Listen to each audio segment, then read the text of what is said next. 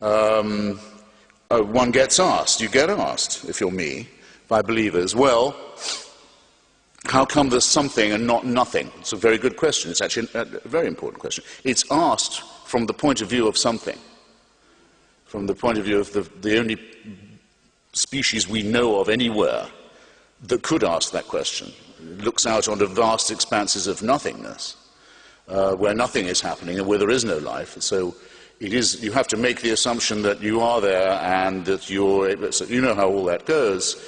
It rather alters the question when it's being asked in that way, but still, it's a good question, but it doesn't have any very helpful answers, or not if you consider, for example, Edwin Hubble was the first to notice that Newton was wrong and that the universe is not just expanding away from itself, the so-called red light shift, at a terrific speed, but you would expect this speed in Newtonian terms to be the rate of its expansion, I mean to say, velocity, to be declining. To the contrary, Hubble noticed it's speeding up, it's getting faster all the time. All subsequent experiments have shown this. In fact, if we hadn't discovered the Big Bang when we did, and we were trying for it now, examining the red light, some of that evidence would already have blown past us. If you can get your mind around this, as around Sir Martin Rees's imagery of our cosmic future. As Professor Haldane used to say, the universe is not just stranger than we imagine, it's stranger than we can imagine. But we know this much, that it's blasting apart very, very fast. A great deal of nothingness is certainly coming to us. There's an enormous amount of nothingness in our future.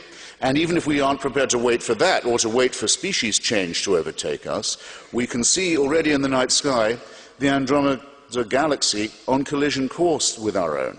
That's certainly going to happen. Whether we destroy ourselves or the sun blows up or not before that, probably not. Collision course. Now, is this part of a plan? You certainly have to ask yourself.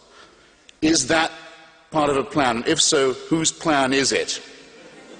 That so much nothingness is built right in and is headed straight for us. So anyone who wants to ask the first question has to be willing to consider its corollary question. And the certainty in the second case, unlike the first, of an answer. So if you think that all this is going on in these gigantic fields of gravity and light with you in mind, then you really do have a self-centeredness problem. You might put it another way. I have tried to put it another way. I'll try it on you. Our first speaker tonight said that his people have been around for 100,000 years that we know about. That's certainly true. There is a difference of opinion about how long our species in general has been on the planet. It's a flash of a second in evolutionary time.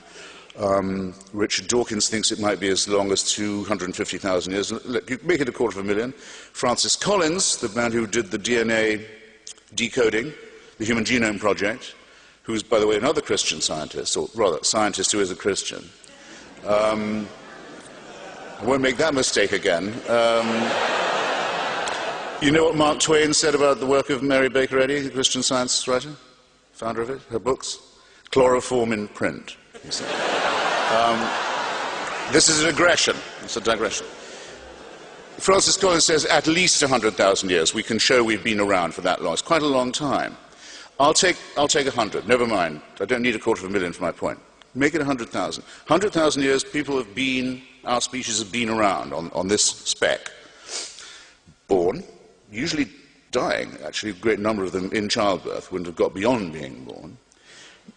For the first 80 or so, 90 or so thousand years, nearly 100, not living more than 25 to 30 years at the most, then probably dying of their teeth, if they were lucky, or of the other needless mammalian things that show us that we bear the stamp, as Darwin put it, of our lowly origin, the appendix we don't need anymore, innumerable other shortcomings of our design.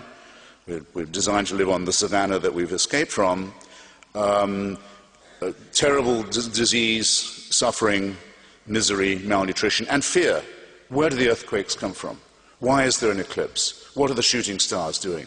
And awful cults of sacrifice to try and ward off what are in fact natural events. And war, and rape, and the kidnap of other peoples, and the enslavement of them. All of this goes on, gradually inching up to the point where you can brew beer, a breakthrough in my view, domesticate animals, separate one kind of corn from another. So very millimetrical progress, but terrible struggle, sacrifice, pain, misery, and above all, fear and ignorance. And you have to believe this if you believe in monotheism.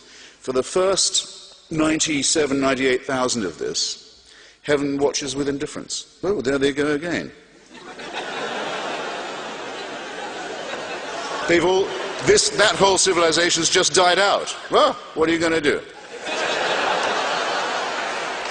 They're raping each other again. They're poisoning. They think that the other tribe has poisoned the well, so they're going to kill all their children. All of this. Just watch all that. 3,000 years ago at the most, it's decided, no, we've got to intervene now.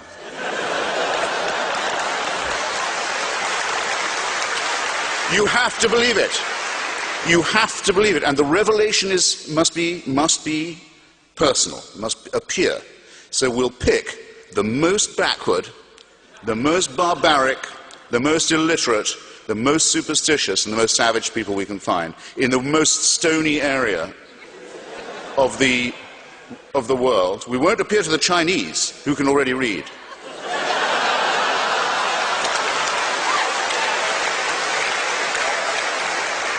We won't appear in the Indus Valley, where they know a thing or two and they're already, they're very far advanced. No. We'll appear to this brutal, enslaved, hopeless, superstitious crowd, and we'll force them to cut their way through all of their neighbors with slaughter, genocide, and racism, and settle on the only part of the Middle East where there's no oil.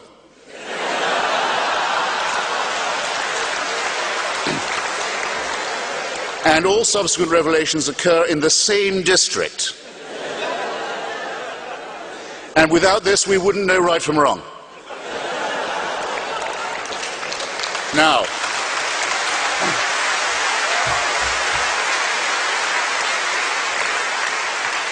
ladies and gentlemen, comrades and friends, brothers and sisters, I know I'm capable of parody and at my lowest of sarcasm, and I've proved it to you, and sometimes I've got paid for it. But in seriousness now, do I seriously misrepresent the situation? You must believe something like that happened, or did not, in order to address the whole question of where monotheism comes from. I would say it can't be proved that that isn't how we came to understand the morality and the need for it, but I would regard it in the light of the other evidence I've touched upon as being in the very highest degree improbable. That is the way we discovered how to think, how to decide how to live with one another, what our duties are to each other, and so forth. And I submit it to you in all, no, I'm not going to say humility. I just submit it to you, okay? And again, if this was the plan, was it made by someone who likes us? Well, that's another question. And if so, why have 99.9% of all the other species that have ever been created already died out? And part of what plan was that? You see, if it is a plan or a design, and one cannot positively prove that it is not, it only restates the original problem. The planner must be either very capricious, really toying with his creation, or very clumsy, very tinkering, and fantastically wasteful. Throw away 99.9% of what you've made. Or very cruel and very callous, or just perhaps very indifferent, or some combination of all the above. And so it's no good saying that he moves in mysterious ways, or that he has purposes that are opaque to us, because even that kind of evasion has to make itself predicate on the assumption that the person saying this knows more than I do about the supernatural. And I haven't yet met anyone who does have a private line to the Creator of the sort that would be required even to speculate about it. In other words, I've never met anyone in holy orders or out of it who isn't also a primate.